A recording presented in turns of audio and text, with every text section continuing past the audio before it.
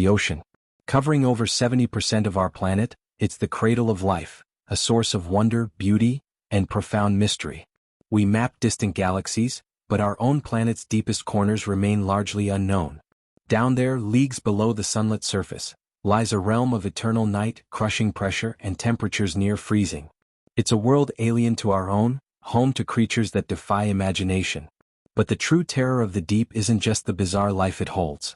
It's the crushing isolation, the unforgiving environment, and the chilling events, both recorded and rumored, that echo from its depths.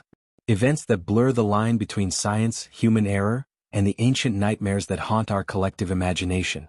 Today we descend into those fears, exploring real incidents and the legends they might have fueled. Humanity's first forays into the abyss were acts of incredible bravery and terrifying risk. Imagine being sealed in a tiny sphere, lowered into a realm where the pressure outside could crush steel like paper. The Trieste reached the deepest point, the Challenger Deep, in 1960. An incredible feat, but even modern submersibles operate on the edge. The pressure isn't just a physical threat. It's psychological. Miles of water above you, complete darkness outside the viewports, utter reliance on technology that can fail. Every creak, every groan of the hull is a reminder of the lethal forces held at bay. And what lives down there? Life has adapted in ways that seem monstrous to us. Anglerfish with lures and needle teeth. Viperfish with jaws that unhinge. Creatures that generate their own light in the endless dark. These are the known inhabitants. They are real, verified, but they feed the primal fear of the unknown predator lurking just beyond the light. Sometimes the terror isn't something seen but something heard. In 1997, NOAA hydrophones monitoring the remote Pacific picked up an incredibly powerful ultra-low frequency sound. Nicknamed the bloop. Play the bloop sound prominently. Its acoustic signature didn't match known geological events or man-made noises. Speculation ran wild. A military experiment? Unknown geological activity? Or something living? Something vast? The official explanation eventually leaned towards massive ice quakes from cracking glaciers. Plausible. But the sheer power and profile of the sound left a lingering question mark for many, tapping into that fear of colossal, unseen things moving in the abyss. Sound is critical underwater. But sometimes detection comes too late, or the silence afterwards is the most terrifying part. The history of submarine operations is punctuated by tragedies shrouded in mystery. The USS Thresher, lost during deep diving tests in 1963. The USS Scorpion, vanished in the Atlantic in 1968. The Argentinian ARA San Juan in 2017. While investigations often point to catastrophic equipment failure, an implosion, a fire, a flood, the final moments remain unknown. What did the crew experience in that crushing darkness? Did they detect something unusual beforehand? These aren't myths but real events where the deep sea claimed vessels whole, leaving questions that echo. Naval sonar operators have also reported unidentified submerged objects or fast movers, contacts displaying speed or maneuverability beyond known capabilities. Often dismissed as anomalies, sensor ghosts, or classified tests. But these reports persist, feeding the unease. Is it all just tech and environment, or does something else navigate those depths? For centuries, sailors whispered tales of the Kraken. A beast of impossible size, with tentacles capable of pulling entire ships beneath the waves. Pure fantasy? Perhaps not entirely. Meet Architeuthis dux, the giant squid. And its even bulkier relative, Mesonicoteuthis hamiltoni, the colossal squid. These are not myths. They are real inhabitants of the deep. Reaching lengths of 40 to 50 feet or more, with eyes the size of dinner plates, they are formidable predators. For years, our only evidence was carcasses washed ashore, or sucker scars found on their main predator, the sperm whale. Imagine the battles waged in the crushing dark between these titans. Then, in 2004, Japanese researchers captured the first images of a live giant squid in its natural habitat. And in 2012, the first video. Seeing this creature, alien and powerful, thrashing in the deep, it's easy to see how fragmented sightings or encounters with panicked, perhaps even dying giants surfacing, could fuel the terrifying legend of the Kraken. Is it possible larger specimens exist, unseen? The ocean is vast. While science confirms the giant squid, the fear represented by the Kraken, of something enormous, intelligent, and hostile rising from below remains potent. Alongside the Kraken, tales of sea serpents litter maritime history. Long, undulating forms sighted on the surface or lurking below. Many sightings can likely be explained. The bizarre oarfish, living deep but sometimes washing ashore dying, fits the description. Groups of dolphins or whales surfacing in sequence, decomposing whale carcasses, even floating logs or giant seaweed mats can trick the eye. But some accounts, like the detailed report from HMS Daedalus in 1848, remain debated. Were they all misidentifications? While monstrous sea serpents are likely mythical, the deep does hold undiscovered species. Every expedition finds new life. Could there be large, unknown vertebrates, fish, or even surviving reptiles, in the vast, unexplored trenches? The Mariana Trench. Nearly 7 miles deep. We've sent probes, even manned submersibles, but exploration is pinprick-sized compared to its scale. What secrets does it hold? What pressures have shaped life there? While we haven't found Godzilla, the simple fact that we don't know what's down there is, in itself, a source of deep-seated anxiety. No discussion of deep-sea terrors is complete without mentioning the ultimate prehistoric nightmare, Megalodon. An apex predator that dwarfed the great white, ruling the oceans millions of years ago. The fossil evidence is undeniable, teeth the size of your hand. And the question constantly searched online, could Megalodon still exist in the unexplored deep? The overwhelming scientific consensus is no. Fossil records show it went extinct around 3.6 million years ago. There's no credible evidence, no modern teeth, no carcasses, no verified sightings, to support its survival. The deep ocean environment is also vastly different from the warmer, shallower waters it likely preferred. So why does the myth persist so strongly? Because Megalodon represents the ultimate predator, the embodiment of nature's raw, terrifying power. It taps into our fear of being hunted by something unstoppable. The deep sea, being so unknown, becomes the perfect hiding place in our imagination for such a monster. The idea of Megalodon is perhaps more terrifying than the scientific reality. And maybe that's the deepest terror of all. Not just the creatures, real or imagined. Not just the unexplained sounds or the crushing pressure. But the psychological impact of the abyss. The profound isolation. The sensory deprivation. The knowledge of being infinitesimally small and vulnerable in an environment utterly hostile to human life. Early deep-sea explorers, modern submersible crews, shipwreck survivors adrift. They speak of the mental toll, the feeling of being watched from the dark, the way the mind can play tricks in the endless blue or black. We've journeyed through recorded incidents, explored the science behind strange phenomena, and touched the ancient myths that the deep sea inspires. From the confirmed reality of giant squid fueling kraken legends, to the unsettling mystery of the bloop, to the very real dangers faced by explorers and submariners, the deep ocean remains a frontier of human knowledge and primal fear. We have mapped more of Mars than our own ocean floor. Over 80% remains unexplored, unseen, unknown. What else awaits discovery in those crushing depths? What other sounds echo unheard? What other colossal forms glide silently through the eternal night? The true terrors of the deep may not be monsters ripped from legend, but the simple, profound fact of the unknown. An immensity that dwarfs us, challenges our understanding, and reflects our own anxieties back at us from the dark. The abyss stares back, holding wonders, horrors, and secrets we may never fully comprehend. The deep holds more questions than answers. The Atlantic off the coast of Angola can be deceptively calm. 200 kilometers from shore, the Ocean Star rig platform Gamma stood like a lone steel island against the infinite blue-black canvas.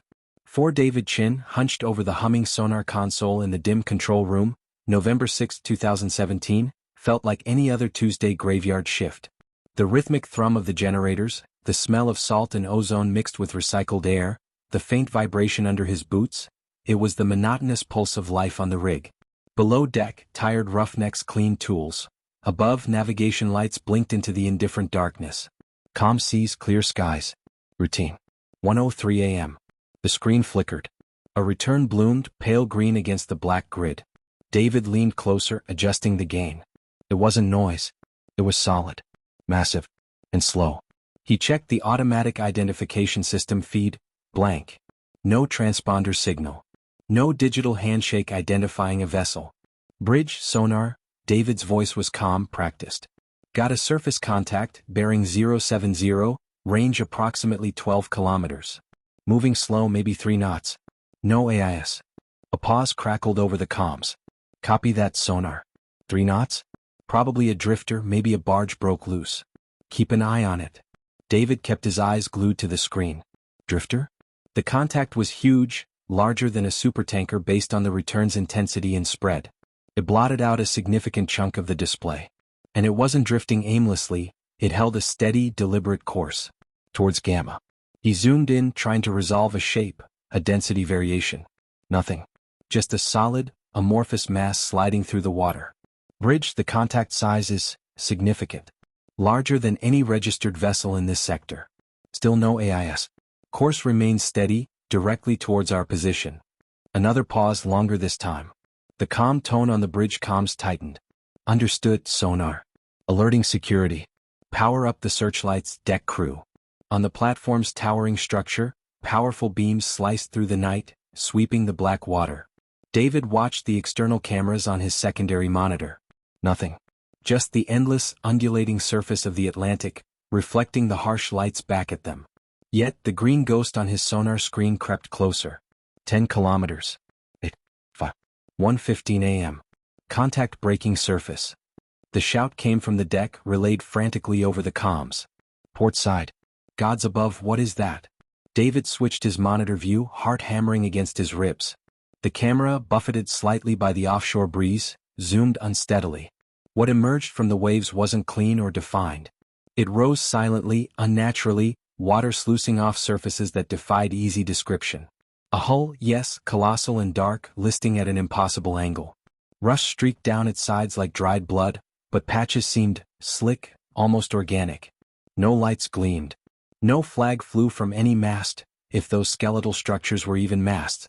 It looked ancient, derelict, yet moved with that slow, inexorable purpose. It looks wrong, someone whispered on the comms, the microphone catching the tremor in their voice. Like a shipwreck sailing. The object, because calling it a ship, felt inaccurate, didn't hail them. It didn't deviate. It slid past platform Gamma, barely 400 meters off the port leg, a vast, silent behemoth swallowed again by the darkness beyond the searchlight's reach. It didn't register on radar either. Only sonar had painted its underwater mass. As it submerged, or faded, or simply ceased to be visible, an uneasy silence fell over the rig, broken only by the generator hum and the slap of waves against the steel legs far below. The sonar screen was clear. The contact was gone. Vanished as silently as it appeared. For the next 2 hours, the rig buzzed with nervous energy. Theories flew. A stealth submarine from some unknown nation? A bizarre atmospheric illusion? A previously uncharted wreck lifted by freak currents? Management, contacted via satellite phone, urged calm, promising investigation at sunrise, mentioning sensor ghosts and anomalous propagation. But the image of that wrong shape lingered in everyone's mind. David stayed glued to his console, scanning obsessively. The ocean remained empty. 3:21 a.m. It started subtly. David almost missed it, thinking it was feedback in his headset. A faint, metallic resonance. He checked his equipment. Nothing. There it was again.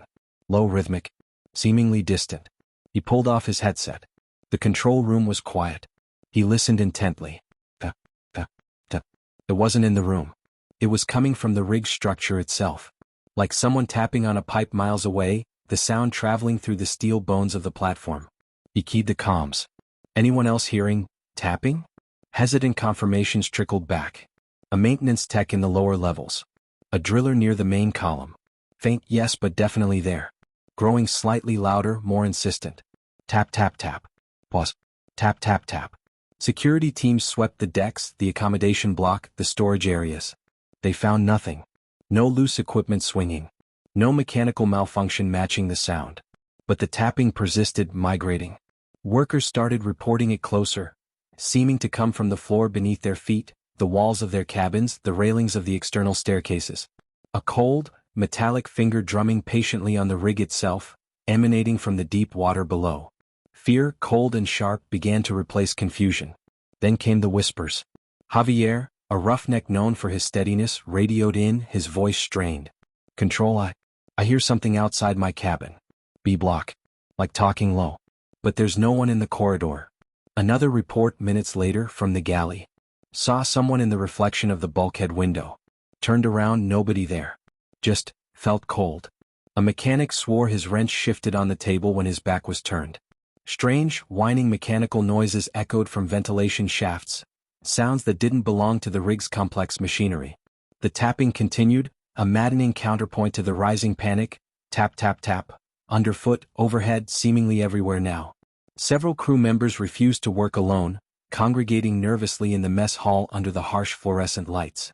Prayers were murmured in Spanish and Portuguese. The official explanation remained mass stress reaction, but nobody believed it. The air felt charged, expectant. The rig, usually a noisy industrial place, seemed to be holding its breath, listening.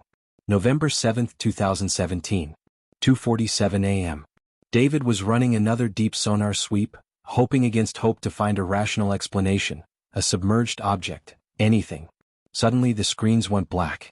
The lights overhead died. The omnipresent hum of the generators choked and fell silent. Emergency lights flickered on, casting long, dancing shadows, then sputtered out one by one. Absolute darkness. Absolute silence, save for the wind whistling through the superstructure and the distant sigh of the waves. Even the tapping stopped. For 11 minutes, Platform Gamma floated adrift in a primordial blackness, a tiny, powerless speck miles from shore. Panic flared, shouts in the dark, the clatter of something dropped, a muffled sob. David felt trapped, blind, the cold sweat prickling his skin. The isolation was complete. Then, as abruptly as it died, the power surged back. Lights blazed, alarms reset themselves with electronic shrieks, the generators roared back to life. The sonar screen flickered on, showing clear, empty water in all directions. The immediate crisis was over, but the fear lingered, thicker than before. What had happened? Why the outage? And why, in that specific window, did the tapping cease? Days later, during a scheduled underwater structural inspection, the final chilling piece of the puzzle emerged. Two divers, veteran professionals, were examining the massive steel support columns plunging hundreds of feet to the seabed. Their helmet cams relayed the images back to the control room. Against the dull, algae-slicked metal of column C, something was terribly wrong. Deep, parallel gouges were carved into the reinforced marine-grade steel. 3 massive furrows, each meters long, running vertically down the column. They weren't scrapes or impact marks. They looked, impossibly, like claw marks. As if something of unimaginable size and strength had raked its talons across the rig's leg. The raw metal beneath shone dully in the diver's lights, sharp-edged, fresh. "Control, you seeing this?" The lead diver's voice was tight with disbelief. "This isn't corrosion. This isn't wear. This is damage. Severe damage." The divers found identical sets of marks on 2 other support columns. Perfectly symmetrical. Impossibly deep. The official report logged the incident as damage caused by collision with unidentified submerged debris, likely during recent adverse currents. Insurance claims were filed. Repairs were scheduled. Unofficially, the divers were shaken. They spoke of a palpable coldness in the water near the marks, a feeling of being watched. "Debris doesn't leave marks like that," one muttered later, nursing a drink in the mess hall, his eyes hollow. "Whatever did this, it was strong enough to peel this rig open like a can. Something touched us down there. Something big." He and the rest of the dive team requested transfer soon after. What was it? A phantom wreck animated by strange currents? A top-secret submersible testing unknown technology? Or something else? Something ancient, awakened, drawn to the lights and vibrations of the human intrusion in its abyssal realm? Nobody knows. The Ocean Star rig Platform Gamma still operates. But the story persists. Crew members change, but the legend remains. They say on nights when the fog banks roll in thick and low, shrouding the platform in a ghostly white, you can sometimes still hear it. Faintly at first. Tap, tap, tap. A patient, rhythmic knocking traveling up through the cold steel from the crushing blackness below. Like something waiting, listening just beneath the waves. Something that remembers being noticed. Waiting for someone someday to answer. Unlike clumsy, tethered submersibles, Nereus was designed for solitude. For freedom. To swim, alone and unburdened, in the crushing jaws of the Hadal Zone. Untethered. And terrifyingly, unforgivably vulnerable. Somewhere in that deliberate isolation was the mistake. May 10, 2014. The Chromatic Trench. A scar on the planet, a depth few had even conceived, let alone mapped. The team at Woods Hole felt it, the electric hum of history being made. Months of relentless planning.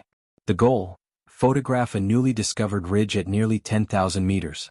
Analyze impossible magnetic readings. Hunt for life where life shouldn't exist. At 7:42 a.m., Nereus was deployed. 100 eyes glued to screens in the sterile control room. Telemetry, sonar, crisp camera feed painting a live picture of the descent. Data streams promising discovery. And no one, not one single expert, noticed the first anomaly. Not yet. Descent, into the black. At 1,000 meters, sunlight became a fading memory. The world bled to an impossible blue, then surrendered to black. At 3,000 meters, darkness was absolute. Only Nereus's powerful lamps remained, thin, defiant beams carving tunnels through infinite night. 8,000 meters. Pressure outside, 1,000 times that at the surface. A force capable of collapsing mountains. In the control room, silence thickened. The air crackled with a mixture of fear and exhilaration. Operators adjusted settings with surgical precision. Scientists leaned in, breath held. 8,500 meters. They appeared. Not just static. Not random noise. Blips. On the sonar. Small movements. Probably microbubbles, Dr. Singh said, voice tight.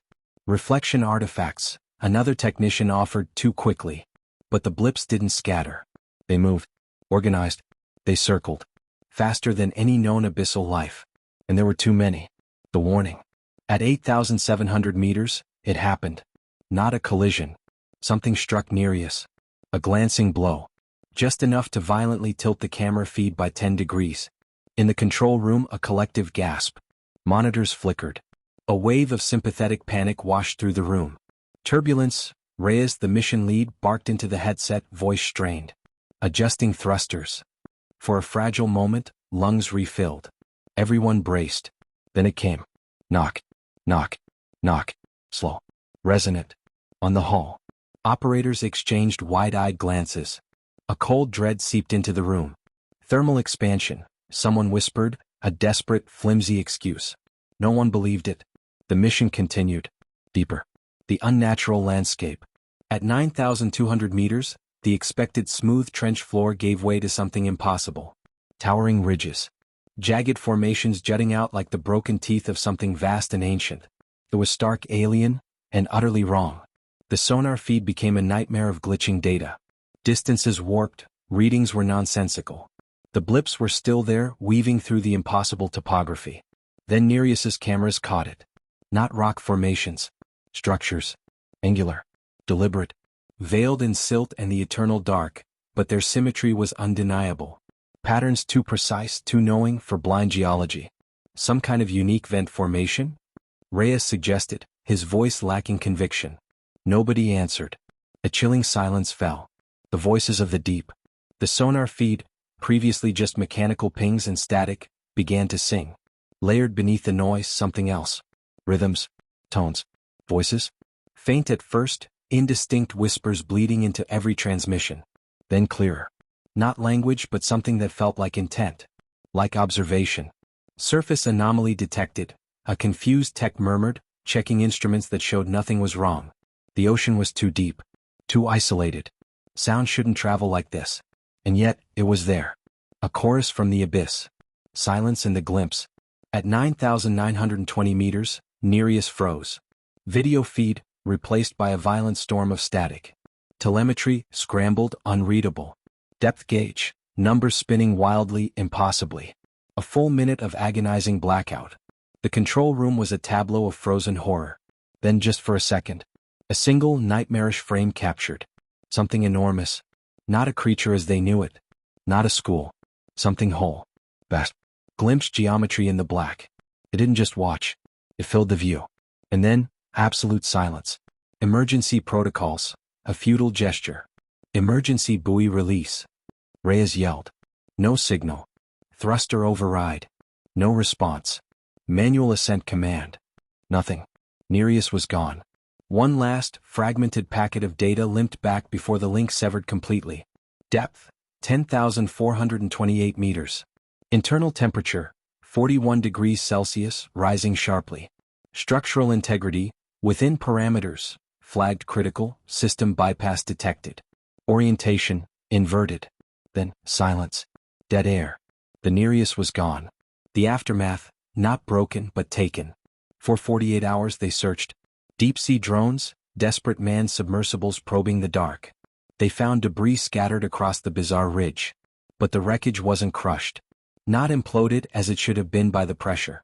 It was cut. Titanium plating, sliced clean through like paper by impossible forces. Sections missing, not shattered. No logical pattern of mechanical failure. Only evidence of removal. Of something powerful and precise. The classified truth. Later, unofficial channels, haunted by what they saw, leaked fragments of an internal Woods Hole document.